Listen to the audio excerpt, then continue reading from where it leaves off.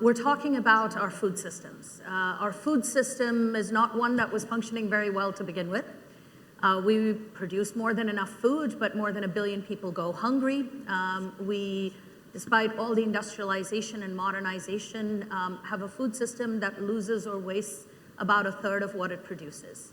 And it is so vulnerable, and partly because of the structure of concentration of production in a few parts of the world, that one extreme weather event here, a conflict there, and the entire system, multiple value chains come to its knees.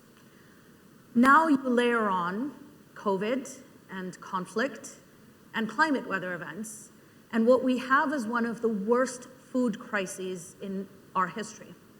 Prices are skyrocketing, volatility is high, hunger is doubling, 1.7 billion people are going to be facing some kind of food-related crisis, hunger, malnutrition this year, and there is someone dying of hunger every few seconds.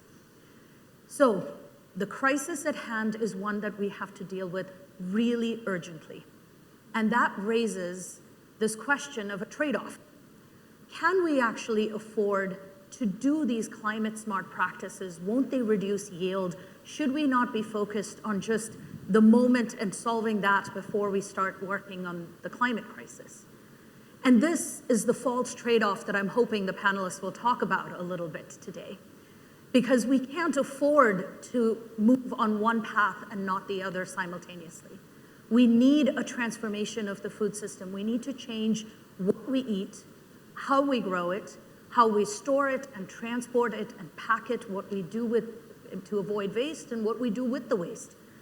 So we need that transformation, because otherwise we're signing up for one crisis after the other. And especially in this current crisis, which is not just a crisis of the loss in a few value chains, it's a fertilizer crisis. And that means it's going to be more extended and more expansive than ever before. So I'd like to close with maybe addressing 3 myths that often come into this debate around making that trade-off. The first is really about the solutions we have. And there is a sense that, well, we don't know everything, and we need new technologies and so on. This is one space where the solutions are known. A lot of the solutions are known. The technologies exist. There's plenty we can be already doing, and that can make a significant difference. 60–70% of the transition can happen with what we have and what we know today. The second part of this is the trade-off, the yield declines. The reality is that a lot of what we need to do to transform the food system does not necessarily result in yield declines. In fact, one of the most significant things that we can do is right here in Africa. It is really about unlocking the potential of Africa to feed the world, not only feed itself, but feed the world. This is one of the scenarios that BCG has recently laid out that is actually plausible to have happen over the next few years. Africa needs access to fertilizer, Africa needs yield increases, and that can actually be a climate-smart way of driving change. So this is not always a trade-off. And the last one that I want to leave everyone with is the question of cost. There is a sense, well, who's going to pay for this? This is a massive cost. The analysis that BCG has done with the World Economic Forum across multiple value chains shows that in the food value chain, if we did an end-to-end decarbonization that includes the cheap solutions, the coming expensive solutions, et cetera, the end-to-end decarbonization is a 4% increase. That's it. It's a 4% increase in the end basket of that consumer from that decarbonization. So we have a complex food system with a lot of myths surrounding what it's going to take for it to be not only productive, but also resilient, which is what we need in the future. So hopefully with that provocation, I'm looking forward to a fantastic panel discussion, and thank you very much for having us.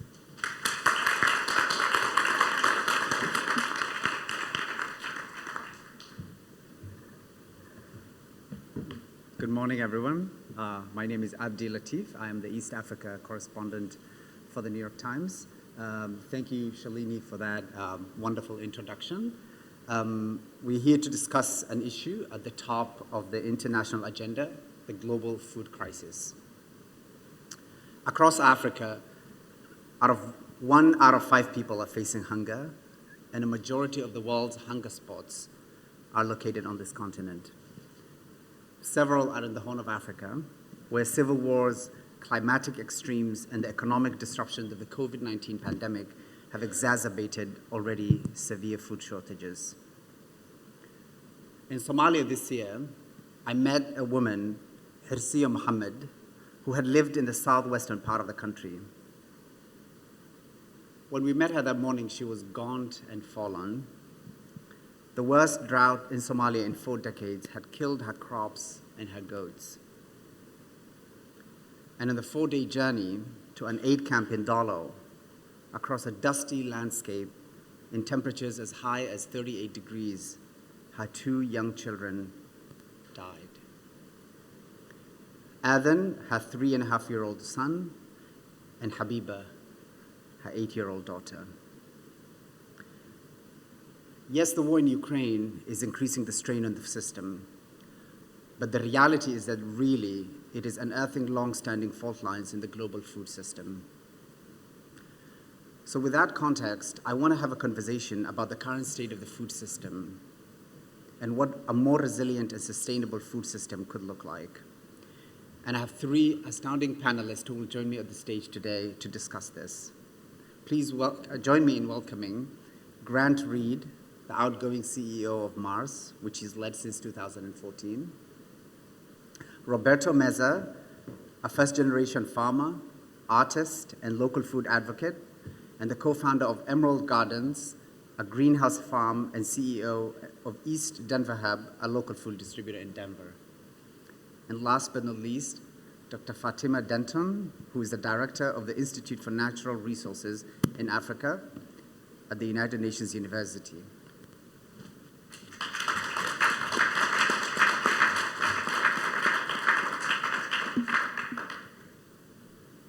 Just a reminder that we will take questions at the end of this session, so just to let you know about that. But I want to start the conversation first by identifying how each one of you got into the question of food security or food insecurity. And Fatima, I would like to start with you. How did that journey begin? How did you get into this field? Okay, so I guess way back now, maybe some 15, 20 years, I'd say. So I'd just finished my PhD and started looking at issues around energy poverty. And then I think there was the realization that everything in Africa and about our food systems, our development, is so interconnected that it's really hard to sort of decouple an energy poverty from issues around food insecurity. And I think it slowly dawned on me that even then, I think, whilst we were putting a lot of emphasis on the essential aspect of adaptation as a response capacity, that we must also start planning for mitigation and mitigation for development. So I'd say, yeah, it goes back that long, yeah. But again, connecting all the dots and not just staying with food, but looking at that sort of golden thread between food, water, and I would say land as well. Great. Grant, when we think about Mars, we think about candy and sweets. How did your journey start, and how did you get involved? Good question. So, good morning, everyone. My name is Grant Reed, and outgoing CEO of Mars Incorporated. So, most of you think of Mars, as you say, of M&Ms and Snickers, but actually our pet care business is bigger. And so I was the Chief Procurement Officer for Mars, and I went out and visited a lot of farms, because what you don't probably realize is Mars is effectively an agricultural company. You know, we take agricultural products, whether it's peanuts, soya, corn, from around the world, and we turn it into the brands that you just mentioned. So as I was walking many farms, and I've been in dairy farms in Australia, New Zealand, peanuts in Nicaragua, so I've been all over the world, and we were just talking about this morning, I realized that the farming practices that we were undergoing, it just wasn't sustainable. We're using too much water, too much fertilizer for that to be fully sustainable. So that's, I think, my awakening on that. And then since then, I've been involved in a number of initiatives with the Consumer Goods Forum on deforestation, or preventing deforestation, and most recently under the King of England, when he was Prince of Wales, asked me to take a look at regenerative agriculture and how we could accelerate that to help be part of the solution. So very passionate on the subject. I'm certainly not an expert on regenerative agriculture, but I think one of the things I do is I get things done, and I think that's that partnership in combination with experts that can make a difference.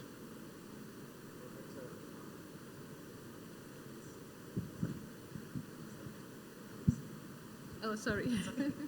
Roberto, you're unique in that you are a farmer and the first in your family to do so. How did you come to that decision? Yeah, thank you, Abdi. I'm a first-generation farmer, as you mentioned. My previous career was as an artist, and I was driven by how we can create experiences in community to engage new conversations and new perspectives and provide new frameworks for how we understand the world that we live in. And the arts, for me, were a medium to experiment with various disciplines, whether it was anthropological, whether it was political, or maybe even biological. And so that gave me a framework to understand all of the movements of energy, of processes in the world that I now apply to farming. And the big turning point in my life was when I was a master's student at the Massachusetts Institute of Technology, pursuing a Master's of Art, and I fell sick. I fell ill and experienced personal health issues that I never had before. And that really prompted me to look at my health, my relationship to my food, my relationship to my community, and to my environment in a very deep and meaningful way. From that point on, I committed myself to healing myself. Little did I know that that was also going to lead me into understanding how to heal the planet. Because for me, our health, our microbiome is so intimately connected to the microbiome of our soils. And as a first-generation farmer, I see how my previous career as an artist has given me an opportunity to look at the soil food web as a model for how to create a social food web. And the tenets of regeneration in healing the planet lie beneath our feet. So it's important that we reframe how we see land, how we see food, and how we understand the role of capital and partnerships. Because if we are to address food insecurity, for me, it's a way of both healing the land, ourselves, and our economic system.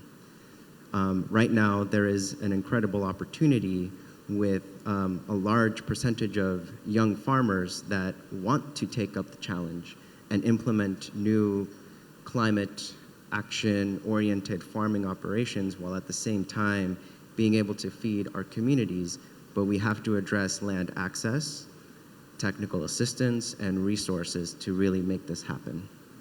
So, thank you for that. And that sort of like sets us into my next point, which is as much as we're here to talk about food insecurity, also food production is also at its highest ever. I mean, 193 million people are facing an acute food crisis, but the production of wheat, potato, rice crops have reached an unprecedented 9.3 billion metric tons.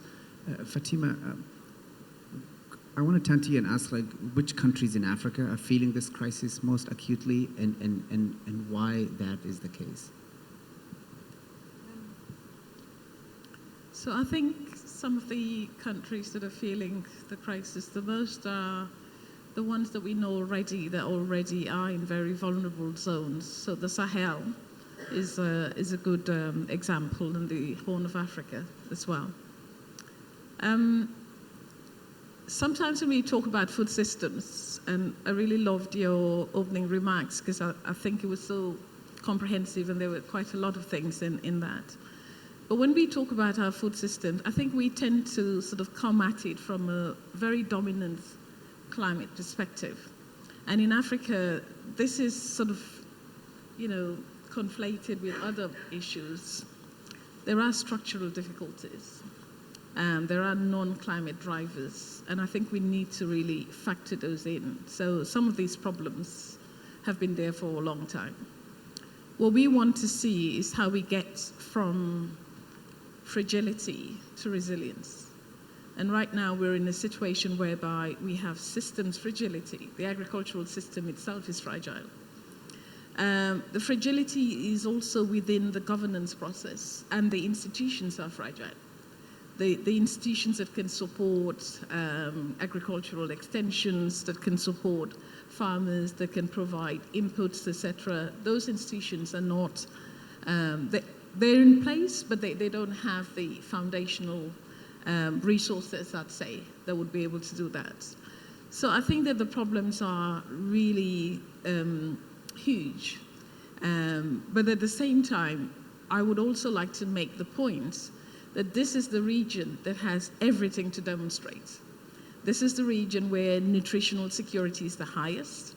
This is the region where food insecurity is the highest. And so this is the region that could actually show that we can leverage on climate change, adaptation, and mitigation, right? We have a dividend there that we can draw on. It's also the region that can show that if we invest in the relevant agricultural infrastructure, that we will see benefits. So all the discussion around climate smart agriculture can actually become visible in Africa, because a lot of things are not in place yet. So we're very different from other regions that have actually come a long way in terms of agricultural productivity, in terms of food security. This is a region where everything is almost at status quo, and you really have to start afresh. And it is a transformational shift, like you said, that is needed. So my sense is that there is an optimism there that we don't often look at. We tend to focus on the negatives, and the negatives are many. There are plenty of problems, from fertilizers to inputs, but there are also plenty of opportunities in terms of how we can incentivize the sector and begin to see the dividends that are coming from the sector. Thank you for outlining that. Grant, you represent the global food business, at least at this panel. Could you tell us a little bit about some of the challenges that different countries or different farmers that you're working with in different places are facing? Yeah, maybe I'll start at the global level. I think there's a few things that are pretty obvious now. We're heading for a 3 or 4 degree warming of the planet, not 1.5 degree. And I really like what you said about we can heal ourselves. The combination of planetary health and human health is more intertwined today than it's ever been. And I agree with the philosophy that you just said, that the planet can heal itself. So if you look at some of the issues that the agricultural community is facing, which is feeding the world, soil quality is depleting, water retention is depleting, and agriculture creates about 1/3 of the world's greenhouse gas emissions, and yet it can also be part of the solution. So, regenerative agriculture, which is less disturbing of the soil, you can actually build soil depth, you can build soil quality, you can increase biodiversity in the microbiome in the soil, and at the same time capture carbon into the soil. So it's as Shalini said, these are known solutions. They're there now, yet they're only being used in about 15% of the world's agriculture. And we have to increase that. It's stalled. It's increasing about 0.6 percentage points a year. We've got to triple the level from about 15 to 40. If we can do that by 2030, we'll take 600 million tons of greenhouse gas emissions out of the air and provide some of the stability of the soil and the stability of to the farmer as well. So the solution is there. We just need action now. One term that keeps coming up in this conversation is regenerative farming. Roberto, could I ask you to define what that is? Yeah, absolutely. So regenerative agriculture is not just a practice of farming. It is, as you said, Grant, a philosophy as well. It is one that challenges the scientific reductivist tradition that has been applied to factory farming and industrialization to one that understands cycles, natural cycles, energy cycles, seasonal cycles, mineral cycles, and bacterial cycles. The shift here is away from simply producing food as a commodity for profit to one that is geared toward driving regeneration, healing, and ecosystem stability. And so as farmers, we are stewards of the bacterial colonies, because without the role that they play in the soil, they wouldn't be able to unlock the nutrients for plants to grow. And so as we encounter this challenge with fertilizer and increasing our outputs, regenerative farming tries to create a self-sufficient loop of energetic processes that allow for less dependence on outside resources. And that, I think, is one way that we can prove how important and resilient agriculture is to addressing food security for the longevity. There's a lot of practices and there's a lot of research right now that's really coming to the surface for how we can implement regenerative agriculture in a way that does not necessarily scale, but are replicable. One of the understandings is that nature, you can't scale nature, but you can replicate it. And so the important aspect of decentralized, regenerative, local and regionalized food centers are just as important as the decentralized networks of mushrooms. So the model is there, and we have to honor what has been tried and true for the entire existence of our plant kingdom. Are there examples of where this has worked that you could possibly share, and what the challenges that they overcame to actually make this a reality? Absolutely. Yeah, so one of the things that we're noticing in Colorado, for example, where I'm based in, is how we're reversing the desertification of land by cover cropping. Cover cropping is a process where you cover the land with plants. And we all know why we have weeds, because soil doesn't like to be naked, doesn't want to be bare. The more plants that you grow, the more carbon you sequester, the more microclimates are established, the more humidity you're able to concentrate within a specific land place and bring back moisture, while at the same time healing the soil and building integrity. There's a lot of experiments in Colorado where this is happening, and I'm in an interesting position because I also implement controlled environment greenhouse vertical farming, and that is a solution for us to deal with the process that it's going to take to regenerate the land while being able to grow microgreens, which are tiny plants, same varieties as fruits and vegetables, but we only grow them to about 10 to 12 days. And at that point, we harvest them. So we're able to grow a lot of food in a very small amount of time, year-round with a minimal footprint, while at the same time building a long-term plan for food security. The other component here with regenerative farming is rotational grazing and using livestock as a way to stimulate the bacterial synergy by implementing their waste back into the soil. Can I just build on that very quickly, because I think you're making some great points. So as part of the work from MSI, we just finished this action report on how to really drive regenerative agriculture. And it's everyone from farmers to fertilizer providers all the way through to consumer goods companies. And we've demonstrated as part of that with rice in India, potatoes in the UK, and wheat in the US, that you can use these techniques and get better results. So, for example, Mars have done it for rice, which feeds 3.5 billion people in total, but in Spain, and we had better farmer incomes, 50% less water usage. So, as Shalini says, these techniques work. We just have to, I like the word replicate them. I would have said scale normally, but I'm an agile learner. We need to replicate that much more quickly.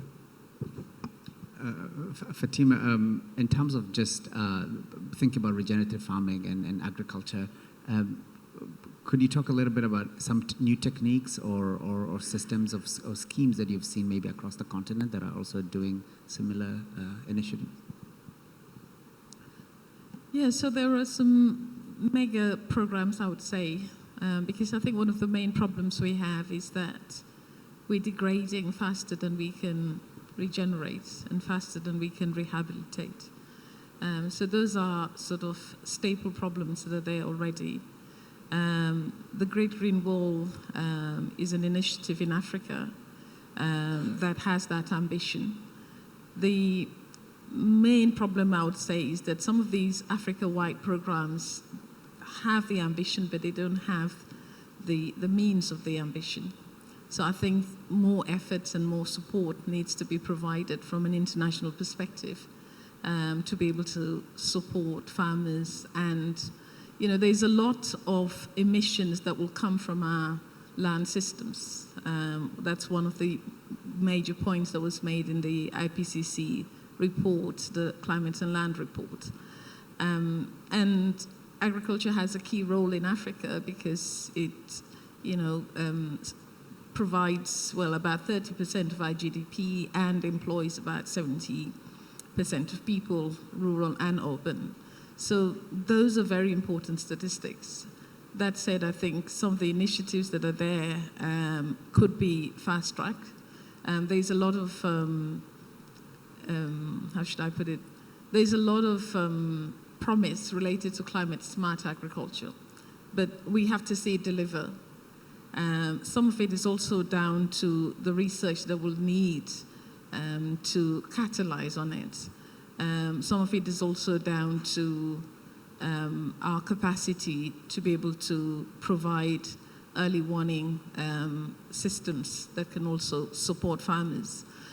This is a continent where data paucity is huge. So if we don't have the relevant data, the relevant observation systems, we're not going to be able to be involved in anticipatory planning. And if we can't do anticipatory planning, it means that governments are always going to be caught by surprise.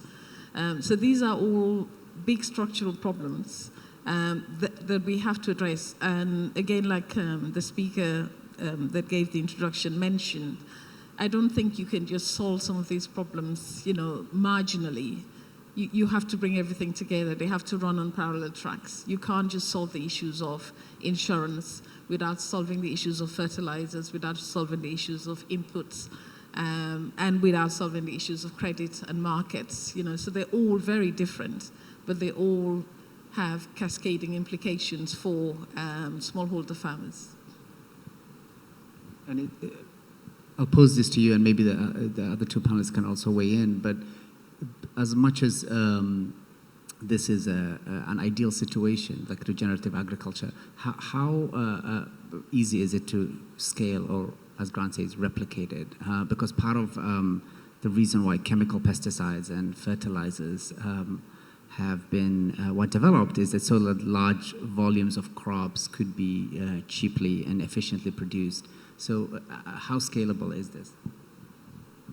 I think scale is everything. Right now, the issue of fertilizer is another major problem because and that's why I'm saying you can't just look at the issues in a siloed way. I mean, if you take the whole aspect of natural gas, which is also important for the production of fertilizers, there is some sort of a sense that natural gas, although it's clean and is seen as a transition fuel, there's a sense that this must be, you know, categorized as the bad fuel that we must leave in the ground. But many countries in Africa do rely on fertilizers. And I think, again, I want to just make the point that very often it's not about the intensity of our agricultural practices or our farming practices, it's about the quality of how we farm. So my sense is that, yes, you can scale, but bringing all this to scale has cost as well. And again, with those costs, it means that you have to align processes that are taken by government, by institutions, as well as the investments, the necessary investments. Agriculture, as important as it is, does suffer from low investment. Even though countries in Africa are very land-based, they're very much dependent and reliant on this. It is a little bit of a paradox that we have, more than the world's 60%, of arable land, and yet we are still importing food imports. We're a net food importer, spending over $80 billion a year on that. And part of the problem is that the solutions are there. We're talking about sustainable land management. We're talking about agricultural, smart agriculture. But we're not able to bring all of these things to scale. So for me, the scale issue, the scalar problem, is part of how we could unlock the current situation, how we could move to a transformational part of this equation. But for now, I think there are marginal results that we're seeing. There are lone efforts in different countries. But that regenerative agriculture hasn't quite delivered the promise of what we expect it to be.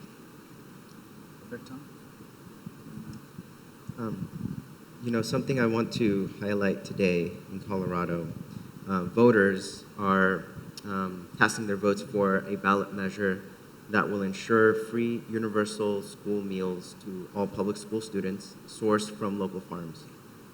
And if it passes, it's going to be historic because now there is a value chain that will support the viability of small-scale farmers, mid-scale farmers who are practicing values-based agriculture and at the same time ensuring that no child in Colorado will experience hunger, at least in school.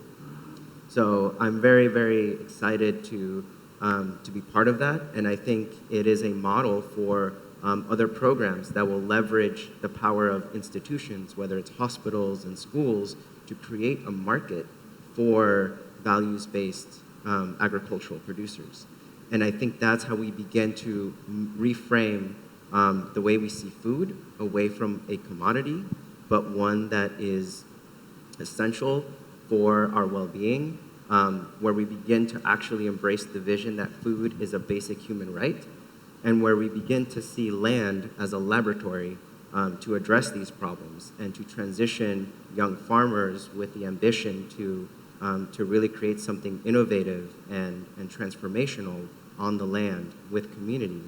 The last thing here is really seeing the role of capital as well as a healing agent, as medicine to revitalize both the operations of farmers, but also, again, supporting the procurement efforts to incentivize a market that is less driven by profit and more by value.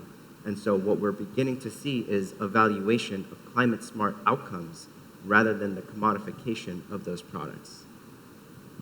And Grant, in response to that, could you talk a little bit about even how you're thinking about curbing emissions, even as you think about increasing yields?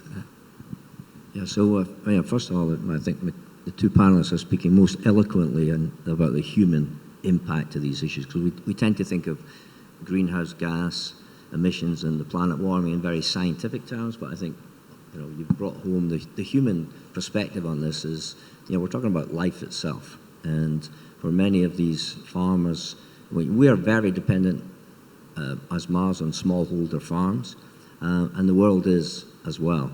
And so we've got to bring that change. And I think it's the synergistic or the combined efforts of working together, because For example, on the group that we had looking at regenerative agriculture, with everybody from fertilizer companies, Yara, Bayer, all the way through. And I was on the panel with the CEO of Yara, who produces fertilizers, and he wants to put less fertilizer on the soil because he recognizes most of it, or a lot of it, is being washed into the water system. So, this is a solution that has to be optimized through the value chain. And I think what you said, Roberto, on outcome-based solutions, well, I've got another great group on here called How Good and Indigo, who are measuring outcomes. We've got to measure outcomes and compensate farmers for outcomes. And the measurement and the metrics is essential to that. So there's really three things we have to solve to get this off the ground. First is the short-term financing and economics just doesn't work for farmers. And we've got to find a way to bridge that transition gap. That's the biggest one. The second thing is, these techniques are well known, but they're not well educated down to individual farmers. So we've got to help them with that education process. The farmers are out there trying to produce food for all of us on their own.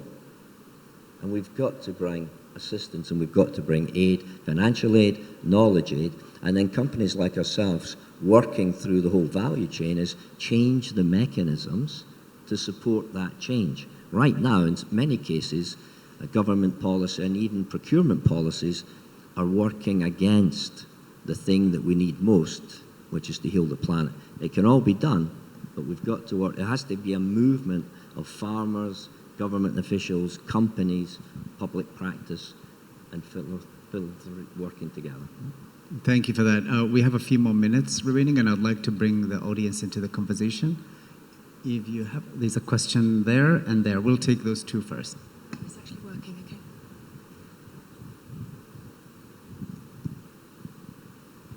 Thank you very much. Sharif Kaseba, Climate Resilience Fund.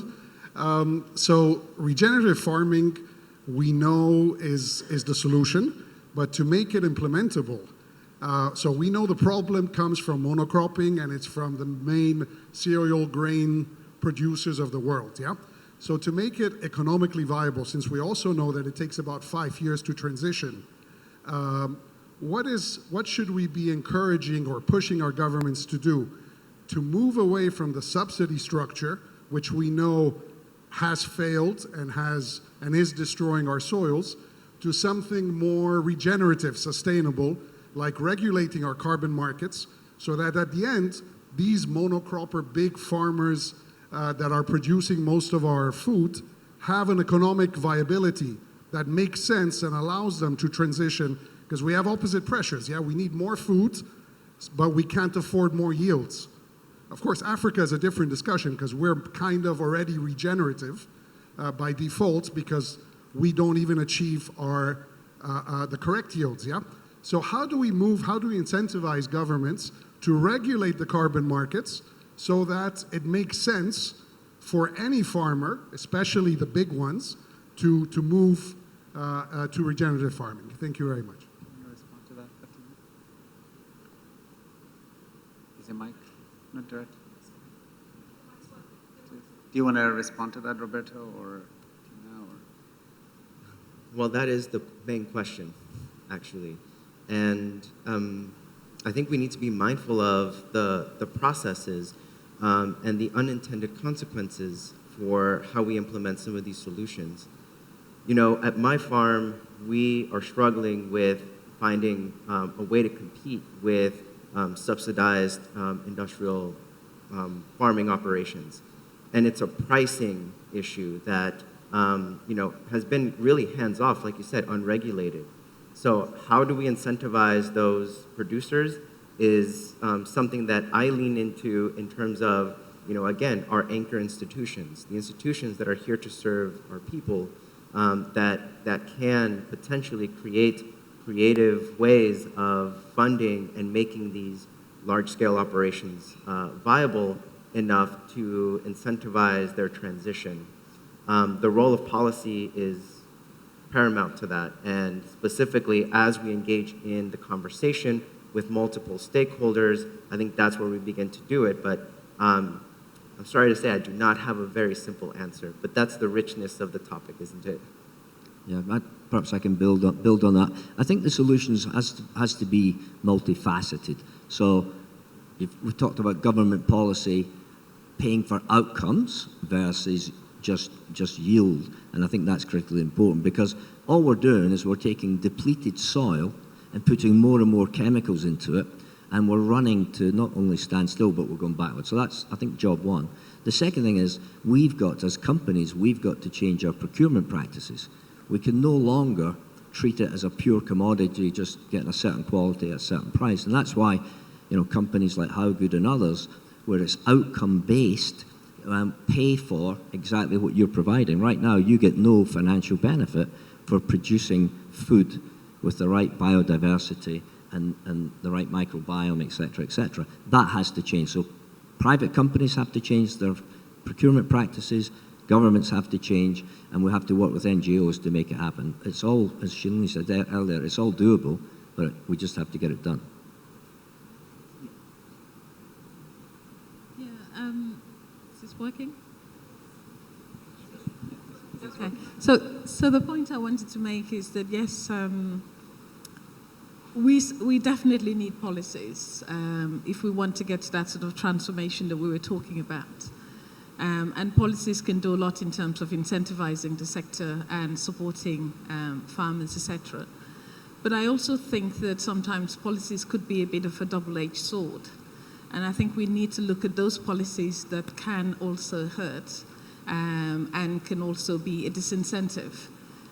One example I have is some of the problems related to land acquisition, especially large-scale land acquisition when, governments are leasing, 35 million hectares of land, I think the last time I read, were being leased to foreign investors. And I think there is a sense in that where governments are concerned, but at the same time, this is also hurting farmers because, it doesn't leave them with the incentives that they need to compete properly. They are cordoned off, if you like, in terms of farming and productivity. So whereas this might be seen as a way of incentivizing the economy, generating new jobs, etc., at the same time it has serious implications for smallholder farmers who very often, are cropped out, as the title of this event is, that they're not able to compete fairly, and by government having policies, huge policies that are related to land acquisition, those policies end up, I think, disincentivizing the sector more than they support. Thank you, Fatima. Thank you, Roberto. Thank you, Grant. This was a wonderful discussion, and thank you all for joining me.